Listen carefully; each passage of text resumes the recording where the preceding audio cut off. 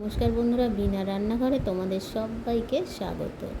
আজকে আমি এনেছি ভেন্ডির একটা অজানা রেসিপি। তাহলে চলো বন্ধুরা, তোমাদের সাথে শেয়ার করি। প্রথমে দেখো, এই যে এখানে 300 গ্রাম ভেন্ডি আছে। ভেন্ডিগুলো দেখো একদমই কচি ভেন্ডি। এবার পরিষ্কার করে আমি 2-4 বার ধুয়ে নেব। এবার দেখো আমি বটি দিয়ে কুচিয়ে কেটে নিচ্ছি। তোমরা চাইলে কিন্তু এটা ছুরি দিয়েই কাটতে পারো।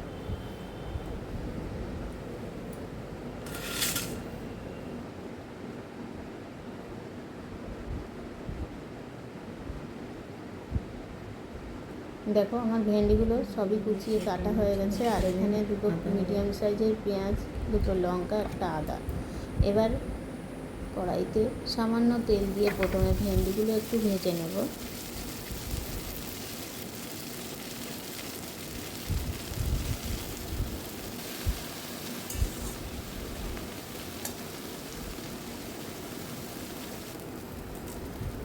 দেখো পরিমাণ মতো লবণ আর হলুদ দিয়ে দিলাম। বন্ধুরা, আমি কিন্তু অনেক তেল কম দিয়ে রান্নার চেষ্টা করছি এখন, কেননা তেল কম খেতে ডাক্তারে বারবারই বলেছে।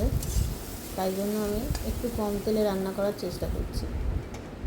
এবার দেখো আরও সামান্য একটু তেল দিলাম। এবার ফোড়নে দেব একটা কাঁচা লঙ্কা আর 1 চামচের মতো গ্রেট করা আদা। এবার দিলাম 1 চামচ কালো জিরে। এবার আদার কাঁচা গন্ধটা যাওয়া পর্যন্ত একটু নাড়াচাড়া করে নিতে হবে।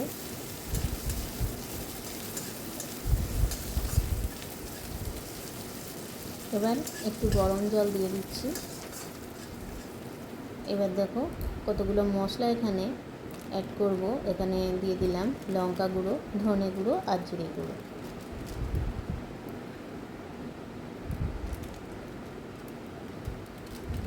এবার মশলা থেকে যতক্ষণ তেল ছাড়বে, দেখো মশলা থেকে তেল ছেড়ে দিয়েছে। এবার একটা সিদ্ধ করা আলু আমি এখানে হাত দিয়ে ম্যাশ করে দিলাম।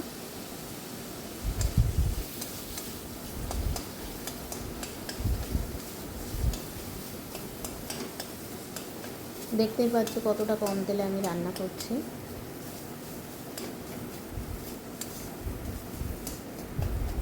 এবার দিয়ে দেবো এখানে দুটো মিডিয়াম সাইজের পেঁয়াজ কুচি।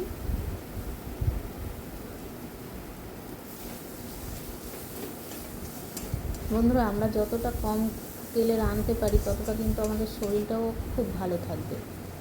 এবার দেখো ভেন্ডিগুলো দিয়ে দিলাম। তোমরাও চেষ্টা করো যত কম তেলে রান্না যায়, এটা কিন্তু শরীরের পক্ষে খুবই ভালো।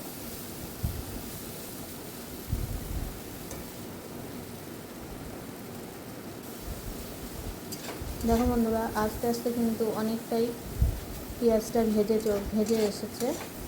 ওই যে তেল ছিল ভেন্ডিতে, সেই তেলেই কিন্তু পেঁয়াজটা ভাজা হয়ে যাচ্ছে।